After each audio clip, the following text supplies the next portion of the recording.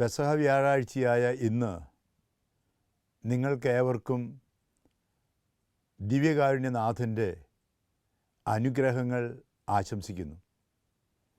പരിശുദ്ധ പരമ ദിവ്യകാരുണ്യത്തിന് എന്നേരവും ആരാധനയും സ്തുതിയും പുകഴ്ചയും ഉണ്ടായിരിക്കട്ടെ. ക്രൈസ്തവ ജീവിതത്തിൻ്റെ ഉറവിടവും ഉച്ചിയും പരിശുദ്ധ കുർബാനയാണെന്ന് രണ്ടാം വത്തിക്കാൻ സുനകദോസ് നമ്മെ പഠിപ്പിക്കുന്നുണ്ട്. യേശുവിൻ്റെ രക്ഷാകര ചരിത്രത്തിലെ ഏറ്റവും പ്രധാനപ്പെട്ട ദിവസങ്ങളിലൊന്നാണ് പെസഹ ദിനങ്ങളായ പെസഹ വ്യാഴവും വെള്ളിയും ശനിയും ഞായറും. ഈ പെസഹ ദിനങ്ങൾ ആരംഭിക്കുന്നത് പെസഹ വ്യാഴാഴ്ചയിലെ തിരുക്കർമ്മങ്ങളിലൂടെയാണ്. പ്രധാനമായിട്ടും യേശു നമുക്ക് നൽകിയ അനുഗ്രഹങ്ങളുടെ 5 കാര്യങ്ങളുടെ ഓർമ്മയാചരണമാണ് പെസഹ വ്യാഴത്തിൽ നാം അനുസ്മരിക്കുന്നത്. 1. യേശുവിൻ്റെ ചാവരുൾ, പുതിയ നിയമം നമുക്ക് പുതിയ കൽപ്പനയായി നൽകിയ ദിവസത്തിൻ്റെ ഓർമ്മ. 2. മനുഷ്യവർഗത്തിൻ്റെ ശുശ്രൂഷകനായി വന്ന യേശു ശിഷ്യന്മാരുടെ പാദങ്ങൾ കഴുകിയതിൻ്റെ ഓർമ്മ. 3. മക്കളോടൊപ്പം ലോകാവസാനം വരെ ജീവിക്കാൻ ആഗ്രഹിച്ച യേശു തൻ്റെ രക്ഷാകര പദ്ധതികളുടെ തുടർച്ചയായി സ്ഥാപിച്ച പരിശുദ്ധ കുർബാനയുടെ ഓർമ്മ. 4. ഈ രക്ഷാകര ദൗത്യങ്ങൾ തുടരുന്നതിനായി, പരിശുദ്ധ കുർബാന തുടർന്ന് അർപ്പിക്കുന്നതിനായി യേശു പൗരോഹിത്യം സ്ഥാപിച്ചതിൻ്റെ ഓർമ്മ. ഇതിനെല്ലാത്തിനും ഒരുക്കമായി യേശു തൻ്റെ പഴയ നിയമത്തിൻ്റെ പെസഹ കടന്നുപോകൽ ഇതിൻ്റെ പശ്ചാത്തലമായി ആചരിച്ചതിൻ്റെ ഓർമ്മ. അങ്ങനെയാണെങ്കിൽ ഈ പെസഹ വ്യാഴാഴ്ച പ്രധാനമായിട്ടും ഈ 5 കാര്യങ്ങളുടെ അനുസ്മരണത്തിൻ്റെ പശ്ചാത്തലമായി നിൽക്കുന്നത് പഴയ നിയമത്തിലെ പെസഹയുടെ ഓർമ്മയാണ്. യേശു ഭൂമിയിൽ അവതീർണനായത് മനുഷ്യവർഗത്തെ രക്ഷിക്കാനാണ്. ഈ രക്ഷയ്ക്ക് പശ്ചാത്തലമായി നിൽക്കുന്നത് ഇസ്രായേൽ ജനതയ്ക്ക് ഉണ്ടായ അടിമത്തത്തിൽ നിന്ന് അവരെ മോചിച്ച് തേനും പാനും ഒഴുകുന്ന കാനാൻ ദേശത്തേക്ക് എത്തിയ ആ കടന്നുപോകലിൻ്റെ ഓർമ്മയാണ്. പുറപ്പാടിൻ്റെ പുസ്തകത്തിൽ നാം വായിക്കുന്നത് പോലെ ഈ ദിവസം നിങ്ങൾക്ക് ഒരു സ്മരണാദിനമായിരിക്കട്ടെ. ഇത് തലമുറ തോറും കർത്താവിൻ്റെ തിരുനാളായി നിങ്ങൾ ആചരിക്കണം. ഇത് നിങ്ങൾക്ക് എന്നേക്കും ഒരു കൽപ്പനയായിരിക്കണം. യേശു തൻ്റെ രക്ഷാകര ദൗത്യത്തിൻ്റെ പ്രധാന കാര്യങ്ങൾ ചെയ്തത് ഈ പഴയ നിയമത്തിൻ്റെ പെസഹ ആചരണത്തിൻ്റെ പശ്ചാത്തലത്തിലാണ്. അതിൻ്റെ പേര് തന്നെ ഒരു കടന്നുപോകൽ എന്നാണ്. ഈജിപ്തിൽ അടിമത്തത്തിലായിരുന്ന ഇസ്രായേൽക്കാരെ രക്ഷിക്കുന്നതിന് വേണ്ടി മോശയുടെ നേതൃത്വത്തിൽ, അഹറോൻ്റെ നേതൃത്വത്തിൽ കർത്താവ് കൽപ്പന കൊടുത്ത് ഫറവോയുടെ ദുഷ്ടഭരണത്തിൽ നിന്ന് അവരെ രക്ഷിക്കാനായി ഈജിപ്തിൽ നിന്ന് അവരെ കാനാൻ ദേശത്തേക്ക് മരുഭൂമിയിലൂടെ ചെങ്കടലിലൂടെ നടക്കുന്നതിന് ഒരുക്കമായി അവരെ മോചിപ്പിക്കുവാൻ യഹോവയായ ദൈവത്തിൻ്റെ കൽപ്പന അനുസരിച്ച് പറഞ്ഞു, നിങ്ങൾ ഇസ്രായേൽ വംശത്തിൽപ്പെട്ടിട്ടുള്ളവരുടെ വീടുകളുടെ കട്ടിലപ്പടിയിന്മേൽ കുഞ്ഞാടിൻ്റെ രക്തം തെളിക്കണം. ആ രക്തം കാണുമ്പോൾ സംഹാരദൂതൻ കടന്നുപോകും. ഇതിൻ്റെ ഓർമ്മ, കടന്നുപോകലിൻ്റെ ഓർമ്മ, അത് സംഹാരദൂതൻ കടന്നുപോയപ്പോൾ ഇസ്രായേൽ ജനത രക്ഷപ്പെട്ടു. ഇതുപോലെ ലോകാവസാനം വരെയുള്ള മനുഷ്യവർഗത്തെ രക്ഷിക്കാൻ വേണ്ടി യേശു കടന്നു വന്നതിൻ്റെ ഓർമ്മയാണ് പെസഹ. പഴയ നിയമത്തിൽ സംഹാരദൂതൻ കടന്നുപോയിട്ടുണ്ടെങ്കിൽ പുതിയ നിയമത്തിൽ യേശു ഇതാ മനുഷ്യവർഗത്തിൻ്റെ ജീവിതത്തിലേക്ക് കടന്നു വരികയാണ്. യേശു വന്നത്, താൻ ഏറ്റവും അധികം ആഗ്രഹിച്ച് സിഹിയോൻ ശാലയിലേക്ക് കടന്നു വന്നത് ഈ പെസഹ ആചരണത്തിനാണ്. ഏകദേശം 430 വർഷക്കാലം ഇസ്രായേൽ ജനത ഈജിപ്തിൽ അടിമത്തത്തിലായിരുന്നു. അവിടെ നിന്നാണ് മോശയുടെ നേതൃത്വത്തിൽ ഇസ്രായേൽ ജനത രക്ഷിക്കപ്പെട്ടത്. എന്നാൽ ആദത്തിൻ്റെ കാലം മുതൽ ലോകാവസാനം വരെയുള്ള മനുഷ്യവർഗത്തെ രക്ഷിക്കുന്നതിന് വേണ്ടി യേശു ഇതാ കടന്നു വന്നിരിക്കുകയാണ്. എന്തുകൊണ്ട് എന്ന ചോദ്യത്തിന് യോഹന്നാൻ്റെ സുവിശേഷത്തിലെ 3-ാമത്തെ അധ്യായത്തിൽ 16-ാം വാക്യത്തിൽ നാം വായിക്കുന്നു, തന്നിൽ വിശ്വസിക്കുന്ന ഏതൊരുവനും നശിച്ചു പോകാതെ നിത്യജീവൻ പ്രാപിക്കേണ്ടതിന് തൻ്റെ ഏകജാതന് നൽകാൻ തക്കവിധം ദൈവം അത്രമാത്രം ലോകത്തെ സ്നേഹിച്ചു. അപ്പോൾ ദൈവം മനുഷ്യനായി പുത്രൻ തമ്പുരാൻ അവതീർണനായത്, ലോകത്തിലേക്ക് മനുഷ്യരൂപത്തിൽ കടന്നു വന്നത് മനുഷ്യവർഗത്തെ രക്ഷിക്കാനാണ്. ഈ പെസഹ ആചരണത്തിന് അവർക്ക് പലതരത്തിലുള്ള ആചരണങ്ങളുണ്ടായിരുന്നു. അവർ പഴയ നിയമ ചരിത്രം, പുറപ്പാടിൻ്റെ ചരിത്രം അവർ വായിക്കുന്നു. കുഞ്ഞുങ്ങളുടെ ചോദ്യത്തിന് ഉത്തരമായി കാരണവർ അതിൻ്റെ ചരിത്രം വായിച്ച് ഉത്തരം പറയുന്നു. അത് കഴിഞ്ഞ് പുളിപ്പില്ലാത്ത അപ്പം ഭക്ഷിക്കുന്നു, കറയില്ലാത്ത കുഞ്ഞാടിൻ്റെ മാംസം ഭക്ഷിക്കുന്നു. അത് കഴിഞ്ഞ് കൃതജ്ഞതാ സ്തോത്രം അർപ്പിക്കുന്നു. ഈ പഴയ നിയമത്തിൻ്റെ ഓർമ്മയാചരണത്തിൻ്റെ പശ്ചാത്തലത്തിൽ തന്നെയാണ് യേശു പുതിയ നിയമത്തിലെ ഈ പെസഹയും ആചരിക്കുന്നത്. ഈ ഓർമ്മ, കടന്നുപോകലിൻ്റെ ഓർമ്മ, നമുക്ക് യേശുവിൻ്റെ രക്ഷാകര കർമ്മത്തിൻ്റെ ഓർമ്മയായിട്ടാണ് യേശു സ്ഥാപിച്ചത്. ഞാൻ നിങ്ങളോടൊരു ചോദ്യം ചോദിക്കട്ടെ. യേശുവിൻ്റെ ഇഹലോക ജീവിതത്തിൽ ഏറ്റവും കൂടുതൽ ആഗ്രഹിച്ച കാര്യം ഏതാണെന്നാണ് ബൈബിളിൽ പറയുന്നത്? നിങ്ങൾക്കൊന്ന് ആലോചിച്ച് നോക്കാം. ലൂക്കായുടെ സുവിശേഷത്തിലെ 22-ാമത്തെ അധ്യായത്തിലെ 15-ാം വാക്യം യേശു തൻ്റെ ഇഹലോക ജീവിതത്തിൽ ഏറ്റവും കൂടുതൽ ആഗ്രഹിച്ച കാര്യത്തെക്കുറിച്ചാണ് പറയുന്നത്. യേശു ഏറ്റവും കൂടുതൽ ഒരുങ്ങിയതും ഈ ദിവസത്തിനാണ്, ഈ കാര്യം നടത്തുന്നതിന് വേണ്ടിയാണ്. യേശു പറഞ്ഞു, ഇന്ന് നിങ്ങളോടൊപ്പം ഈ പെസഹ ഭക്ഷിക്കുന്നതിന് ഞാൻ അത്യധികം, ഏറ്റവും അധികം ആഗ്രഹിച്ചുകൊണ്ട് തന്നെ യേശു ശിഷ്യന്മാരെ പറഞ്ഞയച്ച് മുൻകൂട്ടി എന്നിട്ട് എന്തു ചെയ്തു? യേശു ഒരുക്കിയത് സിഹിയോൻ മാളികയിലാണ്. അന്ന് അവിടെ ഉണ്ടായിരുന്ന ഏറ്റവും വലിയ കെട്ടിടങ്ങളിൽ ഒന്നാണ് ഈ സിഹിയോൻ മാളിക. ഇന്നും അവിടെയുണ്ട് ജെറൂസലമിൽ. 2 നില കെട്ടിടമാണ്. അതിൻ്റെ മുകളിലത്തെ നിലയാണ് സിഹിയോൻ ശാല. അവിടെയാണ് യേശുവിൻ്റെ രക്ഷാകര കർമ്മത്തിലെ ഏറ്റവും പ്രധാനപ്പെട്ട സംഭവങ്ങൾ നടന്നത്. പരിശുദ്ധാത്മാവിൻ്റെ ആഗമനത്തിന് ശേഷം സഭ സ്ഥാപിച്ചത് തന്നെ ഈ സിഹിയോൻ ഉദ്ഘാടനം ചെയ്യപ്പെട്ടത് ഈ സിഹിയോൻ ശാലയിലാണ്. അതിനെക്കുറിച്ച് ലൂക്കായുടെ സുവിശേഷം 22:12 പറയുന്ന ഇപ്രകാരമാണ്: അലങ്കരിച്ച വലിയ മാളിക.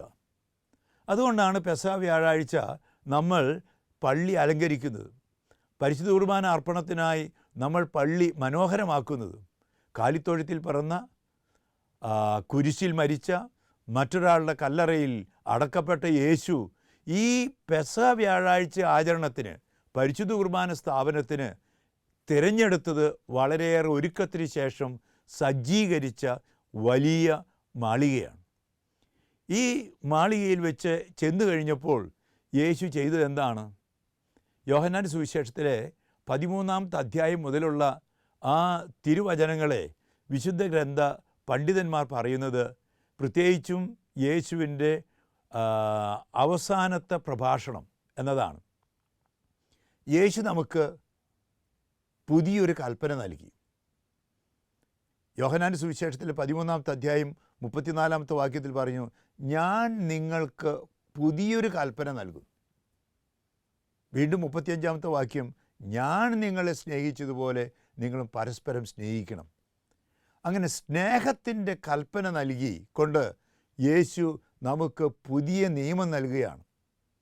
അപ്പോൾ സെഹിയോൻ ശാലയിൽ യേശുവിൻ്റെ ചാവരൽ അഥവാ ന്യൂ ടെസ്റ്റമെൻറ്റ് അഥവാ പുതിയ നിയമം നമുക്ക് നമ്മുടെ രക്ഷയ്ക്കായി യോഹന്നാന്റെ സുവിശേഷത്തിൽ 6-ാമത്തെ അധ്യായം 61-ാമത്തെ വാക്യത്തിൽ വായിക്കുന്ന പോലെ അത് നിത്യജീവന് കാരണമായിട്ടുള്ള ഈ വചനം നമുക്ക് നൽകി.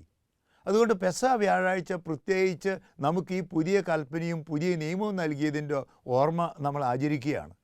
അതുകൊണ്ട് തന്നെ ഇന്നേ ദിവസം പ്രത്യേകമായ വിധത്തിൽ ദൈവത്തിൻ്റെ വചനം വായിക്കാൻ നമുക്ക് പ്രത്യേകം സാധിക്കണം. യേശു പരിശുദ്ധ കുർബാനയെക്കുറിച്ച് പഠിപ്പിച്ച് യോഹന്നാന്റെ സുവിശേഷത്തിൽ 6-ാമത്തെ അധ്യായത്തിൽ 68-ാമത്തെ വാക്യത്തിൽ വിശുദ്ധ പത്രോസ് യേശുവിനെ കുറിച്ച് പറയുന്നത് എന്താണ്? അവിടെ കർത്താവ്, ഞങ്ങൾ ആരുടെ അടുക്കൽ പോകും? നിൻ്റെ പക്കൽ ജീവൻ്റെ വചസ്സുകളുണ്ട്. പരിശുദ്ധ കുർബാനയെക്കുറിച്ച് പഠിപ്പിച്ച പശ്ചാത്തലത്തിലാണ് യോഹന്നാൻ 6:68 പറയുന്നത് കർത്താവിൻ്റെ വചനം ജീവൻ്റെ വചസ്സുകളാണെന്ന്. ഇന്ന് ഈ ജീവൻ്റെ വചസ്സുകളെക്കുറിച്ച് കൂടുതൽ ധ്യാനിക്കുന്ന ദിവസമാണ്.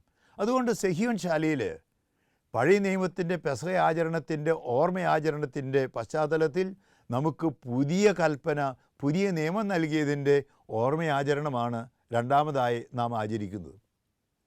മൂന്നാമതായി നമ്മൾ യേശു പരിശുദ്ധ കുർബാന അർപ്പിച്ചതിൻ്റെ ആചരണം നാം നടത്തുകയാണ്.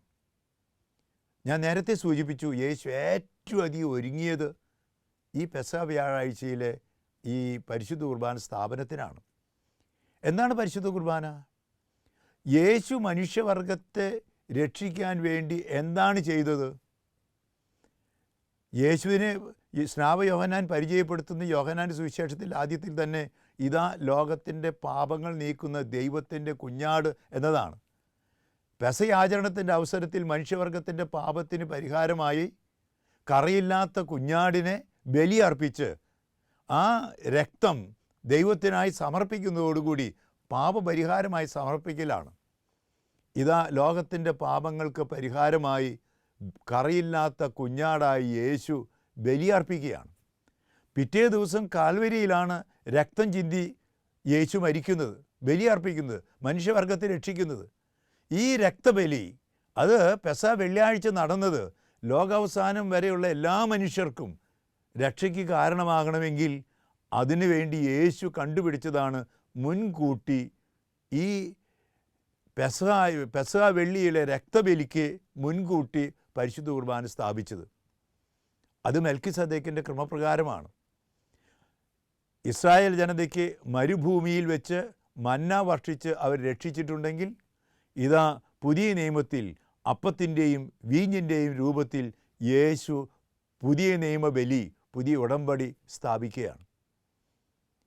അതിന് യേശു നന്നായി തന്നെ ഒരുങ്ങിക്കൊണ്ട് ഇപ്രകാരം പറഞ്ഞു, പഠിപ്പിച്ചു. യോഹന്നാൻ്റെ സുവിശേഷത്തിലെ 6-ാമത്തെ അധ്യായത്തിൽ നമ്മൾ ഇപ്രകാരം വായിക്കുന്നുണ്ട്, ഞാൻ സ്വർഗത്തിൽ നിന്നിറങ്ങിയ ജീവനുള്ള അപ്പമാണ്. 41-ാമത്തെ വാക്യം. പിന്നെ 51-ാമത്തെ വാക്യം ഇപ്രകാരമാണ്, സ്വർഗത്തിൽ നിന്നിറങ്ങിയ ജീവനുള്ള അപ്പം ഞാനാണ്. ആരെങ്കിലും ഈ അപ്പത്തിൽ നിന്ന് ഭക്ഷിച്ചാൽ അവൻ എന്നേക്കും ജീവിക്കും. ലോകത്തിൻ്റെ ജീവന് വേണ്ടി ഞാൻ നൽകുന്ന അപ്പം എൻ്റെ ശരീരമാണ്. അതുപോലെ തന്നെ ലോകത്തിൻ്റെ രക്ഷയ്ക്ക് വേണ്ടി ഞാൻ നൽകുന്നത് എൻ്റെ രക്തമാണെന്നും അവിടെ നിന്ന് ആവർത്തിച്ചു. ഈ പരിശുദ്ധ കുർബാന സ്ഥാപിക്കാൻ യേശു അപ്പമെടുത്ത് വീഞ്ഞെടുത്ത് ഈ പരിശുദ്ധ കുർബാന സ്ഥാപിച്ചപ്പോൾ തീർച്ചയായിട്ടും അത് മനുഷ്യവർഗത്തിൻ്റെ രക്ഷയ്ക്ക് കാരണമാവുകയാണ്. വിശുദ്ധ അഗസ്തീനോസ് ഇപ്രകാരം പറയുന്നുണ്ട്, യേശു ദൈവം സർവശക്തനാണ്, സർവവല്ലഭനാണ്, സർവജ്ഞനാണ്. എന്നാൽ പരിശുദ്ധ കുർബാനയേക്കാൾ വലുതായൊരു സമ്മാനം മനുഷ്യവർഗത്തിന് നൽകാൻ യേശുവിന് അറിവില്ല, കഴിവില്ല എന്നൊക്കെ. എന്ന് വെച്ചാൽ ദൈവം മനുഷ്യവർഗത്തിന് നൽകിയ ഏറ്റവും വലിയ സ്നേഹത്തിൻ്റെ അടയാളമാണ് പരിശുദ്ധ കുർബാന. അഗസ്തീനോസ് വീണ്ടും സൂചിപ്പിക്കുന്നത് പോലെ അത് സ്നേഹത്തിൻ്റെ പ്രതീകമാണ്, ഐക്യത്തിൻ്റെ അടയാളമാണ്, ഉടമ്പടിയാണ്. അതുകൊണ്ടാണ് 2-ാം വത്തിക്കാൻ സൂനദോസ് പറയുന്നത് പരിശുദ്ധ കുർബാനയാണ് ക്രൈസ്തവ ജീവിതത്തിൻ്റെ ഉറവിടവും ഉച്ചിയും. ഈ കുർബാനയ്ക്ക് യേശു എടുത്ത് വാഴ്ത്തി മുറിച്ച് കൊടുത്തു. 4 വാക്കുകളാണ് അവിടെ പറയുന്നത്.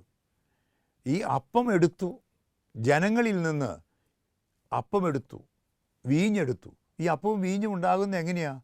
അതുകൊണ്ടാണ് ലോക ചരിത്രത്തിൽ ഏറ്റവും വലിയ ആരാധനയായി പരിശുദ്ധ കുർബാനയെ ചിത്രീകരിക്കുന്നത്. അത് മനുഷ്യവർഗത്തിൻ്റെ മുഴുവൻ ആരാധനയാണ്. ഈ അപ്പമുണ്ടാക്കുന്നത്, വീഞ്ഞുണ്ടാക്കുന്നത് ലോകത്തിൻ്റെ വിവിധ സ്ഥലങ്ങളിലാണ്. എല്ലാ മതത്തിലും ജാതിയിലും വർണ്ണത്തിലും പെട്ടിട്ടുള്ളവർ ഈ അപ്പം എടുക്കുന്നുണ്ട്. അത് അപ്പത്തിൻ്റെ നിർമ്മാണത്തിന് പിന്നിലുണ്ട്. ഇത് മനുഷ്യവർഗത്തിൻ്റെ മുഴുവൻ അപ്പമാണ്. അത് എടുത്തുകൊണ്ടുവന്ന് ഈ ഇടവകയിലെ ജനം, ആ സമൂഹത്തിലെ ജനം, സഭയുടെ ജനം, സഭ ആ അപ്പവും വീഞ്ഞും എടുത്ത് യേശുവിൻ്റെ മുമ്പിൽ കാഴ്ചവെക്കുകയാണ്. അതുകൊണ്ട് ഇത് സഭയുടെ ബലിയാണ്, മനുഷ്യവർഗത്തിൻ്റെ ബലിയാണ്. പ്രത്യേകമായ വിധത്തിൽ പരിശുദ്ധ കുർബാനയിൽ പങ്കുകൊള്ളുന്ന വ്യക്തികൾ ആരൊക്കെയുണ്ടോ അവരുടെ ബലിയാണ്. ഇത് അവരുടെ സമർപ്പണമാണ്, കാഴ്ച കൊടുക്കുകയാണ്, യേശുവിന് കൊടുക്കുകയാണ്. യേശു ചെയ്യുന്നത് എന്താ? യേശു ഈ അപ്പവും വീഞ്ഞും എടുത്ത് തൻ്റെ തന്നെ ശരീരമാക്കി മാറ്റുകയാണ്. ഇത് എൻ്റെ ശരീരമാണ്, ഇത് എൻ്റെ രക്തമാണ്. ഉറുമ്പരിക്കുന്ന കോതമ്പെടുത്ത് ചൊറുക്കയായി മാറുന്ന വീഞ്ഞെടുത്ത് ഈ തന്നെ തന്നെ ശൂന്യനാക്കി ഇതാ എടുക്കുകയാണ്. നമ്മെ എല്ലാവരും എടുക്കുകയാണ്. എടുത്തു കഴിഞ്ഞ് യേശു ആശീർവദിച്ചു, അതിനെ തൻ്റെ ശരീരരക്തങ്ങളാക്കി മാറ്റി. അത് കഴിഞ്ഞ് യേശു മുറിക്കുകയാണ്, തന്നെ തന്നെ വിഭജിക്കുകയാണ്. ആ വിഭജനം നടന്നത് കാൽവരിയിൽ പിറ്റേ ദിവസം ദുഃഖവെള്ളിയാഴ്ചയാണ്, മുറിക്കുകയാണ്. അത് കഴിഞ്ഞ് യേശു അപ്പമെടുത്ത് ശിഷ്യന്മാർക്ക് കൊടുത്തതുപോലെ, വീഞ്ഞെടുത്ത് ശിഷ്യന്മാർക്ക് കൊടുത്തതുപോലെ, ഇതാ തൻ്റെ തന്നെ ശരീരരക്തങ്ങൾ മനുഷ്യവർഗത്തിൻ്റെ രക്ഷയ്ക്കായി, ലോകാവസാനം വരെയുള്ള മനുഷ്യർക്ക് രക്ഷയ്ക്കായി ഇതാ വിഭജിച്ചു കൊടുക്കലാണ്. അപ്പമെടുത്ത് വാഴ്ത്തി മുറിച്ച് കൊടുത്തു. ഇതുപോലെ തന്നെ കാസയെടുത്ത് വാഴ്ത്തി അത് ശിഷ്യന്മാർക്കായി പങ്കുവെച്ച് കൊടുത്തു. ഈ വലിയ രഹസ്യമാണ് പെസഹ വ്യാഴാഴ്ച നമ്മളിന്ന് ആചരിക്കുന്നത്. ഈ അപ്പത്തിൽ നിന്ന് ഭക്ഷിക്കുന്നവൻ, യേശു പറഞ്ഞു, എന്നേക്കും ജീവിക്കും. അതുകൊണ്ട് ശിഷ്യന്മാർ പലരും ചോദിച്ചു, പ്രത്യേകിച്ച് യോഹന്നാൻ്റെ സുവിശേഷത്തിൽ 6-ാമത്തെ അധ്യായത്തിൽ 60 മുതലുള്ള വാക്യങ്ങളിൽ പലരും പറഞ്ഞു, യേശു പരിശുദ്ധ കുർബാനയെക്കുറിച്ച് പഠിപ്പിച്ചപ്പോൾ മറ്റുള്ളവർ പറഞ്ഞതാണ്, ഈ വചനം ദുർഗ്രഹമാണ്, ഇത് ആർക്ക് വിശ്വസിക്കാൻ കഴിയും? സാമാന്യ നിലയ്ക്ക് നേതാക്കന്മാർ തൻ്റെ അണികളൊക്കെ സംശയിക്കുന്നെന്ന് കേട്ട് കഴിഞ്ഞാൽ അവരെ, ഞാനിത് തമാശ പറഞ്ഞല്ലേ, നിങ്ങൾ കൂടെ നിൽക്കുമെന്ന് പറയും. 66-ാമത്തെ വാക്യം 6-ാമത്തെ അധ്യായത്തിൽ ഈ വചനം പറഞ്ഞു കഴിഞ്ഞ് യേശു പറഞ്ഞു, ഇതിൽ യാതൊരു കോംപ്രമൈസും ഇല്ലാത്ത രീതിയിൽ യേശു ഇങ്ങനെ പഠിപ്പിക്കുന്നത് കേട്ടപ്പോൾ കുറേ പേര് യേശുവിനെ ഉപേക്ഷിച്ചു പോയി. പിന്നീട് ഒരിക്കലും അവർ യേശുവിൻ്റെ കൂടെ നടന്നില്ല. ഇങ്ങനെയാണ് വിശുദ്ധ ഗ്രന്ഥം പറയുന്നത്. പക്ഷേ യേശുവിന് യാതൊരു വിട്ടുവീഴ്ചയുമില്ല. ഇതെൻ്റെ ശരീരമാണ്, ഇതെൻ്റെ രക്തമാണ്, ഇതിൽ നിന്ന് ഭക്ഷിക്കുന്നവൻ എന്നേക്കും ജീവിക്കും. കൊരിന്ത്യക്കാർക്ക് എഴുതിയ 1-ാം ലേഖനത്തിലെ 11-ാമത്തെ അധ്യായത്തിൽ കൃത്യമായിട്ടാണത് പറയുന്നത്. യാതൊരു സംശയമില്ലാതെ, ഒരു കോംപ്രമൈസും ഇല്ലാതെ യേശു പഠിപ്പിച്ചതാണ് ഈ വിശ്വാസ സത്യം. ഇതെൻ്റെ ശരീരമാണ്, ഇതെൻ്റെ രക്തമാണ്. ഈ പരിശുദ്ധ കുർബാനയിൽ യേശു സത്യമായി എഴുന്നള്ളിയിരിക്കുന്നു എന്നുള്ള ആ വിശ്വാസ സത്യങ്ങൾ സ്വീകരിക്കുന്നവന് മാത്രമേ ക്രിസ്ത്യാനിയായിരിക്കാൻ സാധിക്കുകയുള്ളൂ. അതുകൊണ്ടാണ് പത്രോസ് ലീഹ സഭയ്ക്ക് വേണ്ടി, ലോകാവസാനം വരെ എല്ലാ വിശ്വാസികൾക്ക് വേണ്ടി പറഞ്ഞത്, നീ ജീവിക്കുന്ന ദൈവത്തിൻ്റെ പുത്രനായി ക്രിസ്തു കർത്താവ്, ഞങ്ങൾ ആരുടെ പക്കൽ പോകും? നിൻ്റെ പക്കൽ ജീവൻ്റെ വചസ്സുകളുണ്ട്, നീയാണ് ദൈവത്തിൻ്റെ പരിശുദ്ധനെന്ന് ഞങ്ങൾ അറിയുകയും വിശ്വസിക്കുകയും ചെയ്യുന്നു. ആ ദൈവത്തിൻ്റെ പരിശുദ്ധൻ്റെ കൂദാശയായ പരിശുദ്ധ കുർബാനയിലാണ് പരിശുദ്ധ പരമദിവ്യകാരുണ്യത്തിന് എന്നേരവും ആരാധനയും സ്തുതിയും പുകഴ്ചയും എന്ന് പറഞ്ഞ് നാം വിശ്വസിക്കുന്നത്.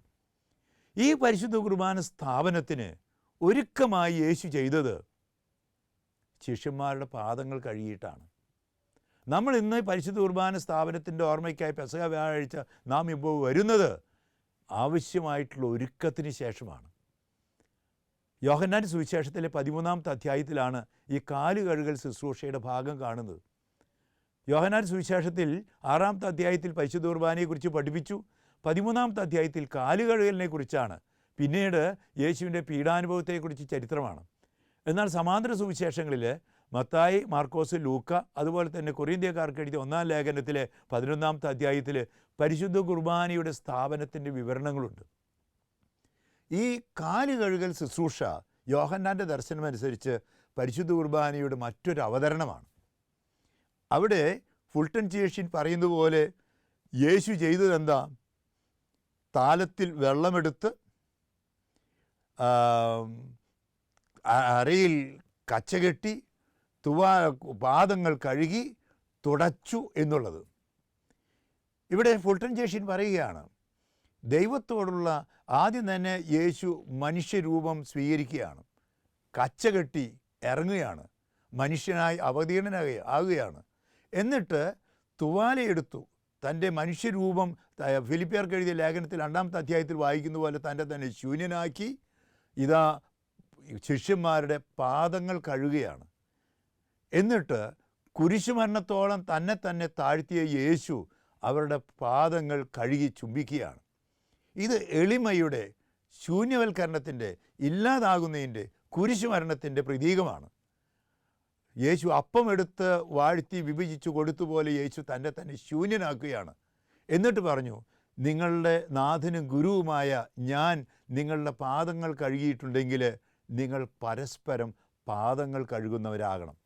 പെസഹ വ്യാഴാഴ്ച ഈ എളിമയുടെ ശുശ്രൂഷ, കാലുകൾക്ക് ശുശ്രൂഷ ചെയ്തിട്ടുണ്ടെങ്കിൽ, അത് കഴിഞ്ഞ് പരിശുദ്ധ കുർബാന സ്ഥാപിച്ചിട്ടുണ്ടെങ്കിൽ, ഇതിൽ പങ്കുപറ്റുന്ന യേശുവിൻ്റെ ശരീരരക്തങ്ങളിൽ പങ്കുപറ്റുന്ന നാമും ഈ എളിമയുടെ ശുശ്രൂഷ ചെയ്യാൻ ഇറങ്ങിത്തിരിക്കാനാണ് ആഹ്വാനം ചെയ്യുന്നത്. നമ്മളെല്ലാവരും യേശുവിനെ സ്വീകരിച്ചാൽ നമ്മൾ പുറത്തു കടന്ന് ദൈവജനത്തെ ശുശ്രൂഷിക്കാനായി, അവരുടെ പാദങ്ങൾ കഴുകാനായി, അവരെ ശുദ്ധീകരിക്കാനായി ഇറങ്ങിത്തിരിക്കേണ്ടതാണ്. പുറപ്പാട് പുസ്തകത്തിൽ നാം വായിക്കുന്ന പോലെ പാദങ്ങൾ കഴുകുക എന്ന് പറഞ്ഞാൽ ദൈവത്തിൻ്റെ പരിശുദ്ധിയുടെ സ്ഥലത്ത് വിശുദ്ധരായി, ശുദ്ധീകൃതരായി വ്യാപരിക്കുക എന്നുള്ളതാണ്. യേശുവിൻ്റെ ശരീരരക്തങ്ങൾ സ്വീകരിക്കുന്ന നാം ശുദ്ധീകൃതരാകണം.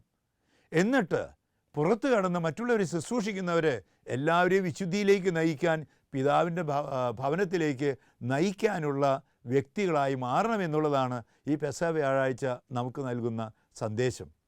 അപ്പോൾ യേശു പുതിയ ഉടമ്പടി സ്ഥാപിച്ച് പുതിയ കൽപ്പന നൽകി, ശിഷ്യന്മാരുടെ പാദങ്ങൾ കഴുകി, പരിശുദ്ധ കുർബാന പെസഹ വ്യാഴാഴ്ച സ്ഥാപിച്ചിട്ടുണ്ടെങ്കിൽ ലോകാവസാനം വരെയുള്ള മനുഷ്യവർഗത്തോട് ആവശ്യപ്പെട്ടത് ഇത് എൻ്റെ ഓർമ്മയ്ക്കായി ചെയ്യുവനെന്നാണ്. യേശു ചെയ്തത് ലോകാവസാനം വരെ ആവർത്തിക്കണമെങ്കിൽ, മനുഷ്യൻ രക്ഷയായിട്ട് പരിശുദ്ധ കുർബാനയിൽ പങ്കുപറ്റണമെങ്കിൽ, പെസഹ ആചരിക്കണമെങ്കിൽ എന്തു വേണം എന്നുള്ള ചോദ്യത്തിൻ്റെ ഉത്തരമാണ് യേശു ഇത് എൻ്റെ ഓർമ്മയ്ക്കായി ചെയ്യുവിനെന്ന് പറഞ്ഞ് ആവർത്തിച്ചത്, ശിഷ്യന്മാരെ അധികാരപ്പെടുത്തിയത്. മത്തായിയുടെ സുവിശേഷത്തിൽ 9-ാമത്തെ അധ്യായത്തിൽ 35 മുതലുള്ള വാക്യങ്ങളിൽ നാം വായിക്കുന്നുണ്ട്, യേശു ഗ്രാമങ്ങൾ തോറും നഗരങ്ങൾ തോറും ചുറ്റി നടന്നപ്പോൾ ജനങ്ങളുടെ മേൽ അനുകമ്പ തോന്നി. മനുഷ്യവർഗത്തെ രക്ഷിക്കാൻ ദൈവത്തിനുണ്ടായ അനുകമ്പയാണ് യേശു മനുഷ്യനായി അവതീർണനായതെങ്കിൽ, ഈ യേശുവിന് മനുഷ്യവർഗത്തെ രക്ഷിക്കാൻ വേണ്ടി തോന്നിയ അനുകമ്പയുടെ, കരുണയുടെ ഫലമായിട്ടാണ് പരിശുദ്ധ കുർബാന സ്ഥാപിച്ചതെങ്കിൽ, ഈ കരുണ കൊണ്ട് തന്നെയാണ് ശിഷ്യന്മാരുടെ പാദങ്ങൾ കഴുകി മറ്റുള്ളവരെ ശുശ്രൂഷിക്കാൻ ആവശ്യപ്പെട്ടതെങ്കിൽ, ഈ കർമ്മം തുടരാൻ വേണ്ടിയാണ് യേശു പ്രത്യേകമായ വിധത്തിൽ തനിക്കിഷ്ടപ്പെട്ട 12 പേരെ തിരഞ്ഞെടുത്ത് അവരോട് കൂടെ ആയിരിക്കാനും അവരെ 3 കാര്യങ്ങൾക്കായി പഠിപ്പിക്കാൻ, വിശുദ്ധീകരിക്കാൻ, നയിക്കാനായി നല്ല ഇടയന്മാരായി അയക്കുകയും ചെയ്തത്. അതേക്കുറിച്ച് പറഞ്ഞത്, യേശുവിന് അനുകമ്പ തോന്നിയപ്പോൾ 2 കാര്യങ്ങൾ ചെയ്തു. മത്തായി 9 അധ്യായത്തിൽ 36-37 വാക്യങ്ങളിൽ വായിക്കുന്നത് പോലെ യേശു പറഞ്ഞു, വിളവിൻ്റെ നാഥനോട് വേലക്കാരയക്കാൻ പ്രാർത്ഥിക്കുക. പെസഹ വ്യാഴാഴ്ചയായി ഇന്ന് നാം ദൈവവിളിക്ക് വേണ്ടി പ്രത്യേകം പ്രാർത്ഥിക്കുന്ന ദിവസമാണ്.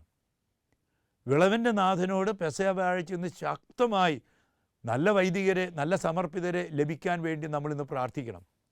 രണ്ടാമത് യേശു ചെയ്തത്, അനുകമ്പയുടെ ഫലമായി യേശു 12 ശിഷ്യന്മാരെ തിരഞ്ഞെടുത്തു.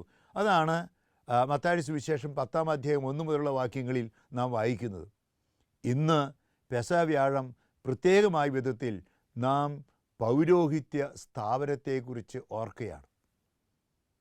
യേശു എന്ത് ചെയ്തുവോ, മനുഷ്യവർഗത്തെ രക്ഷിക്കാൻ എന്ത് ചെയ്തുവോ, അതേ കർമ്മങ്ങൾ തുടരാൻ വേണ്ടി യേശുവിൻ്റെ ദൗത്യനിർവാഹകരായി യേശു കുറച്ച് പേരെ തിരഞ്ഞെടുത്തു.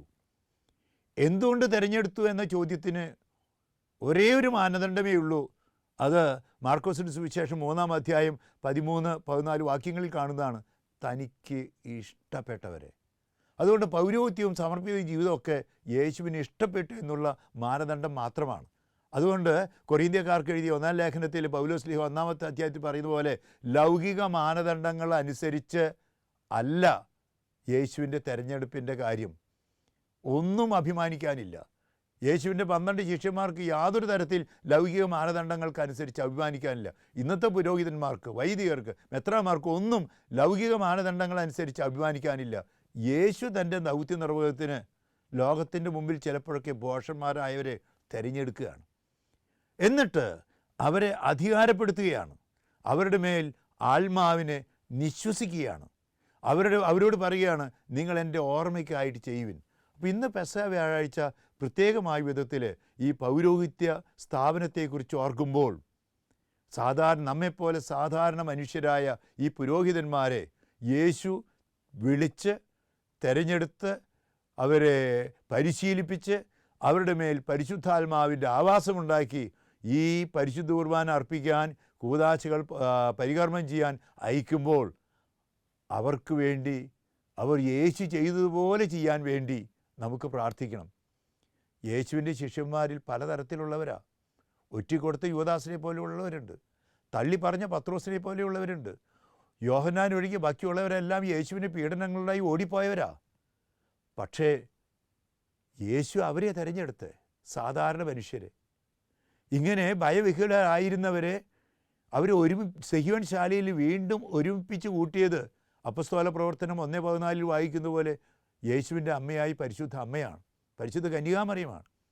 ഇന്ന് പെസഹ വ്യാഴാഴ്ച നമ്മൾ പ്രത്യേകമായ വിധത്തിൽ പരിശുദ്ധ കുർബാനയിൽ യേശുവിനെ ആരാധിക്കുമ്പോൾ ഈ യേശുവിൻ്റെ പരിശുദ്ധ കുർബാന കൂദാശകൾ പരികർമ്മം ചെയ്യുന്ന പുരോഹിതന്മാരെ പരിശുദ്ധ അമ്മയുടെ മധ്യസ്ഥയിൽ ഒരുമിപ്പിച്ച് കൂട്ടി പ്രത്യേകിച്ച് പ്രാർത്ഥിക്കാൻ ക്ഷണിക്കുകയാണ്. അതുകൊണ്ടാണ് പല സഭകളിലും പെസഹ വ്യാഴാഴ്ചയോ അല്ലെങ്കിൽ വലിയ ആഴ്ചയിലോ വിശുദ്ധ മൂറോൻ കൂദാശയ്ക്ക് പരിശുദ്ധ അമ്മയുടെ മധ്യസ്ഥതയിൽ തന്നെ എല്ലാവരും ഒരുമിച്ച് പൗരോഹിത്യത്തിന് വേണ്ടി പ്രാർത്ഥിക്കുന്നത്. മാർപ്പാപ്പയുടെ നേതൃത്വത്തിൽ ഇന്ന് പെസഹ വ്യാഴാഴ്ച റോമിൽ എല്ലാ വൈദികരും ഒന്നിച്ച് പ്രാർത്ഥിക്കുന്നുണ്ട്. വലിയ ആഴ്ചയിൽ നമ്മുടെ രൂപതകളിലും വൈദികരും മെത്രാൻകളും ഒന്നിച്ച് പ്രാർത്ഥിക്കുന്നുണ്ട്. എല്ലാ സമർപ്പിതരും ഒന്നിച്ച് പ്രാർത്ഥിക്കുന്നുണ്ട്. ഇന്ന് നമുക്ക് പ്രത്യേകമായ വിധത്തിൽ വൈദികർക്ക് വേണ്ടി പ്രാർത്ഥിക്കാം, സമർപ്പിതർക്ക് വേണ്ടി പ്രാർത്ഥിക്കാം. നമുക്ക് ഇന്ന് സെഹിയോൻ ശാലയിൽ നടന്ന ആ തിരുക്കർമ്മങ്ങൾ ധ്യാനിക്കാം. പുതിയ കൽപ്പന നൽകിയ കർത്താവിൻ്റെ ചാവരുൾ നമുക്ക് പ്രത്യേകം വായിക്കാം. യേശുവിൻ്റെ കാലുകൾ കഴുകിയതിൻ്റെ ഓർമ്മയിൽ നമുക്ക് ശുശ്രൂഷകരാകാം. പരിശുദ്ധ കുർബാന സ്ഥാപിച്ചതിൻ്റെ ഓർമ്മയിൽ ക്രൈസ്തവ ജീവിതത്തിൻ്റെ ഉറവിട ഉച്ചി എന്ന നിലയിൽ കുർബാന കേന്ദ്രീകൃത ജീവിതം നയിക്കാൻ പ്രതിജ്ഞയെടുക്കാം. അതിന് പൗരോഹിത്യം സ്ഥാപിച്ചിട്ടുണ്ടെങ്കിൽ ഈ വൈദികരോട്, സമർപ്പിതരോടുള്ള പ്രത്യേക ദൈവവിളി പ്രോത്സാഹനം മാത്രമല്ല, അവരെ നാം സഭ ആഗ്രഹിക്കുന്ന രീതിയിൽ അവർ സപ്പോർട്ട് ചെയ്യുന്നതിനും പ്രാർത്ഥിക്കുന്നതിനും നമുക്ക് പരിശ്രമിക്കാം. അങ്ങനെ പുതിയ ഉടമ്പടിയിൽ പരിശുദ്ധ അമ്മയോട് ചേർന്ന് ഉത്ഥാനത്തിനായി, ഉയർപ്പ് ഞായറാഴ്ചയ്ക്കായി പെസഹ വെള്ളിയിലൂടെ കടന്ന് നമുക്ക് നമ്മെ തന്നെ ഒരുക്കാം. അനുഗ്രഹത്തിൻ്റെ ഈ ദിവസം നിങ്ങൾക്കേവർക്കും ഒന്നുകൂടി പരിശുദ്ധ കുർബാനയുടെ ദിവ്യകാരുണ്യനാഥൻ്റെ അനുഗ്രഹങ്ങൾ നിങ്ങൾക്ക് ആശംസിക്കുന്നു. ദിവ്യകാരുണ്യനാഥൻ നിങ്ങളെയും നിങ്ങളുടെ കുടുംബങ്ങളെയും നിങ്ങളുടെ എല്ലാ പ്രവർത്തനങ്ങളെയും സമർത്ഥമായി അനുഗ്രഹിക്കട്ടെ. ദിവ്യകാരുണ്യത്തിൻ്റെ അമ്മയായ, ആദ്യത്തെ സക്രാരിയായ പരിശുദ്ധ അമ്മയുടെ മധ്യസ്ഥത നമുക്ക് ഏവർക്കും ഉണ്ടായിരിക്കട്ടെ. നമുക്ക് പ്രാർത്ഥിക്കാം. നിത്യസ്തുതിക്ക് യോഗ്യമായ പരിശുദ്ധ കുർബാനയ്ക്ക് എന്നേരവും ആരാധനയും സ്തുതിയും പുകഴ്ചയും ഉണ്ടായിരിക്കട്ടെ.